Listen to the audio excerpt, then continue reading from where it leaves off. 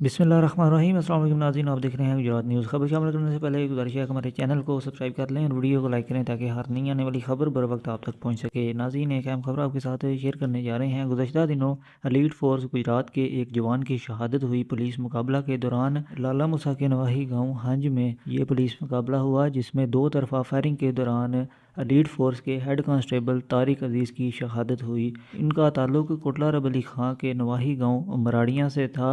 और मज़ीद आपको अगर बताते चलें तो शहीद एलीट फोर्स के एहलकार तारिक अजीज़ का ताल्लुक चौधरी आबिद रज़ा कोटला से भी था। उनके करीबी अजीज़ थे जिन्होंने जाम शहादत नोश किया। चौधरी आबिद रज़ा कोटला हाल ही में उनके घर फातिहा खानी के लिए गए, उन्होंने इज़हार ताज़ियत किया। और आपको बताते चलें तो चौधरी आबिद रज़ा कोटला ने भी इस बात का इज़हार किया कि उन्हें भी उनके जाने का सदमा है। तारिक अजीज़ शहीद जो हैं उनके भी करीबी अजीज़ थे, ना सिर्फ उनके वोटर और सपोर्टर थे बल्कि वो उनके करीबी अजीज़ थे जिन्होंने जाम शहादत नोश की है। इसके साथ साथ उन्होंने गुजरात पुलिस की भी तारीफ़ की, जिन्होंने अपनी पेशा वाराना सलाहियत बरूए कार लाते हुए बेहतरीन तरीके से उन्होंने इस ऑपरेशन को जो है वो वाइंड अप किया, जो कि 17 घंटे तवील जो है वो जारी रहा। और किसी भी किस्म के मकामी और कोई भी जो एहलकारान हैं उनके जानी नुकसान से जो है वो बचते हुए जो है उन्होंने इस ऑपरेशन को जो है वो वाइंड अप किया है।